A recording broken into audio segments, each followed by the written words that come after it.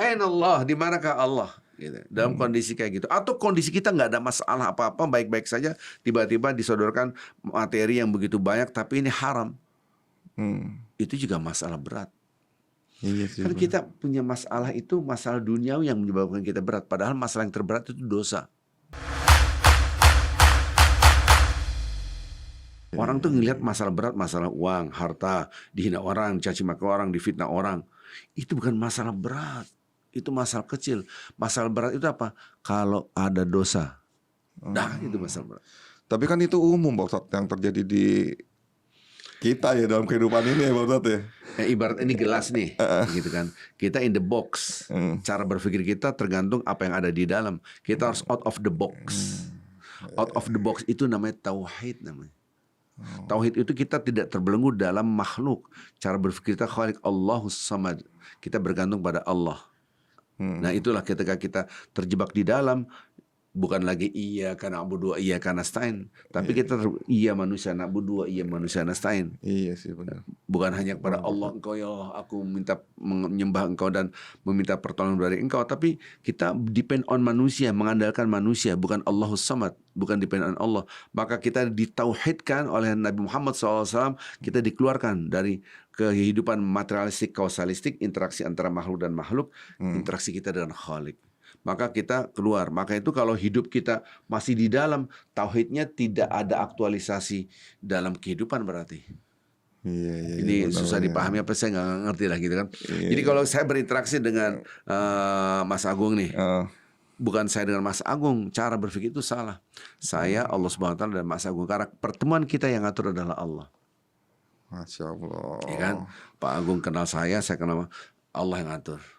Jadi pertemuan saya dengan di sini ada Allah, Allah yang menyatukan kita. Maka perilaku saya dengan Mas Agung harus hati-hati, jangan sampai bertentangan dengan Allah. Saya culas apa enggak, zalim apa enggak, dan saya lihat oleh Allah Anda berbuat baik apa enggak.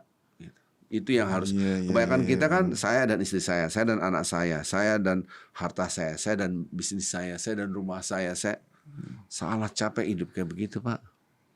Wah, ini nih saya nih Pak ini benar-benar capek hidup gitu. Apa ya insightnya nih, wah perlu banyak belajar dari Pak Ustadz nih, saya benar nih Pak Ustadz. Saya berguru ya Pak Ustadz ya, Pak Ustadz. Enggak lagi. Itu kan ilmu dasar gitu kan. Capek dasar kita. Itu Pak Ustadz ya. Menurut saya itu ilmu dasar itu akidah. Sama kita lagi berpuasa. Sebetulnya berpuasa itu ngapain? Itu merasakan rasa kebersamaan dengan Allah. Iya. Kalau orang berpuasa tidak menumbuhkan rasa itu, berarti Anda belum paham religion understanding by Al-Quran and Hadith design. Pemahaman kita ini miskin akan ini. Kita miskin akan pemahaman ajaran agama yang didesain oleh Al-Quran dan Hadith. Iya. Sebenarnya religion understanding kita bukan by Al-Quran and Hadith design, tapi religion understanding kita, pemahaman agama kita didesain by culture, by community. Iya, betul, Di dalam masyarakat, apa pemahaman itulah sebagai pemahaman kita. Iya. Jadi budaya itu pemahaman kita. Maka itu kebanyakan perilaku kita tidak sesuai dengan ritual agama kita. Sholat tapi nyolong, puasa tapi bohong, puasa tapi selingkuh, puasa tapi dia nipu, puasa tapi dia korup. Apalagi sekarang pemilihan umum kan ada kecurangan. Dia tidak bisa menjadikan agama itu menjadi perilaku. Iya. Nah, ini masalah besar. Kenapa? Karena religion understandingnya dibentuk by culture, bukan by Al-Quran and Hadith design. Nah, termasuk hubungan antara kita dan siapapun. Nah, itu kan harus hadirkan Allah. Itu akidah. Akidah itu mengikat. Ada akad nikah, akad jual beli, akad ini. Akidah itu sebetulnya istilah. Kebetulan kalau kita lihat redaksi-redaksi di dalam kitab-kitab jarang disebut dengan akidah gitu kan. Sebetulnya tauhid gitu kan. Iman. Akidah itu sebenarnya mengikat. Sekarang saya pakai kacamata, saya lepas, ikatan saya hilang. Mungkin saya ngelihat agak buram. Gitu. Tapi ketika saya pakai mengikat diri saya, kacamata mengikat, terikat. Nah, kebetulan nggak ada ikatannya. Nah, ini iman. Iman itu harus mengikat perilaku kita. Mengikat memandang kita. Kalau saya contohnya, saya ngeliat Pak Agung adalah Pak Agung. Saya ngeliat istri saya adalah istri saya. Saya ngeliat anak saya adalah anak saya. Saya ngeliat harta saya adalah harta saya. Ini harus dibuang. Lihat, subhanallah.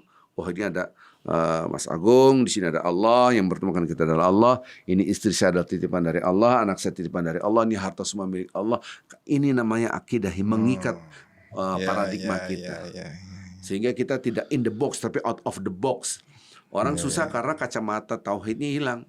Iya benar juga sih Pak Ustadz. Coba pakai kacamata tauhid, hidup enak banget. Iya benar sih Pak Ustadz. Ini nih yang perlu apa ya? Jadi bangun habitnya ini nih yang kita kan Habit kadang of hilang. mind. Ya, habit of mind. Ya.